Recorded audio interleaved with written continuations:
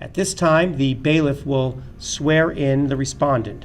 Dennis, would you please walk over to the witness stand, and when you get there, remain standing and raise your right hand.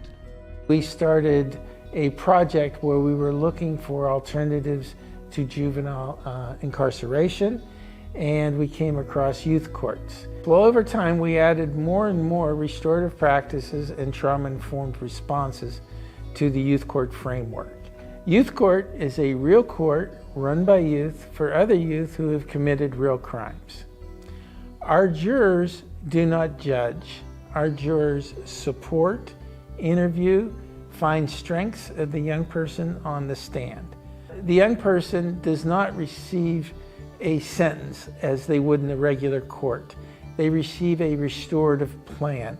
That restorative plan not only addresses the mistake that got them into the court, it addresses the other things in their lives they need now to thrive. To me, youth court is important because when you see it, you believe that restorative practices really do work for the kids in our community who need to stay out of the school to prison pipeline.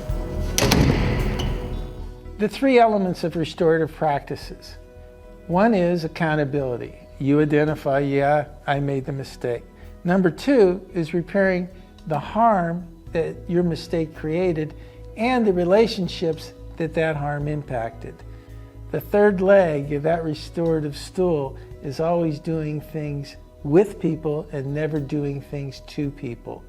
So the young person who is in the youth court co-creates their restorative plan with their advocates and with the jurors. So that creates what I call authentic accountability rather than begrudging accountability. To me, accountability is huge. It's a huge part of the restorative practices in youth court, and I think it's the greatest area where people misunderstand what our restorative courts are really doing.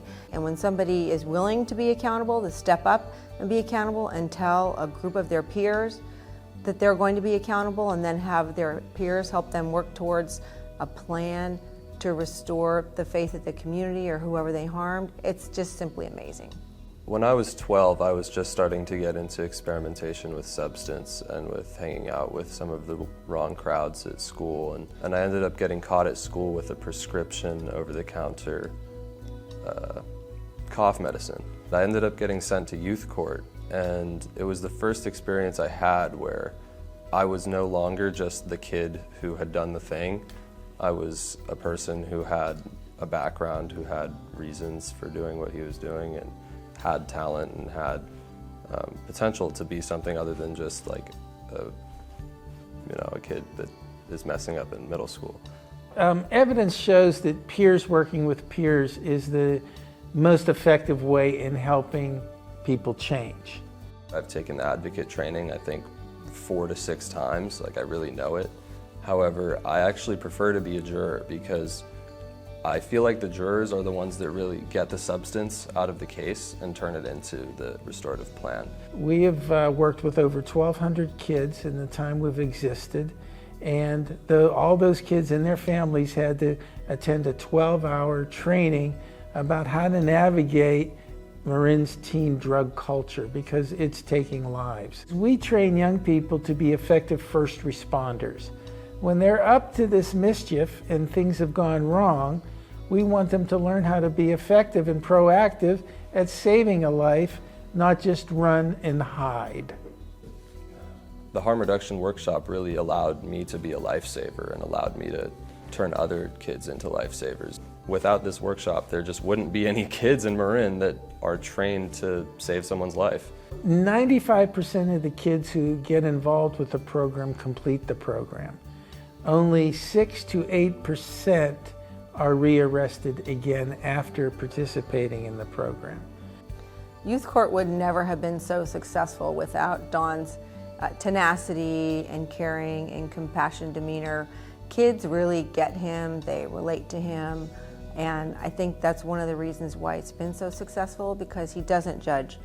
Most of what I've done productively since I was 15 or 16 has been in part because of Don and because of the youth court. Kids that otherwise normally would have gone down a path of violence, theft, drugs, and destruction just plain and simply didn't because of this program, and only because of this program, myself included. I would like to make sure every youth court in the country was based on restorative, trauma-informed practices.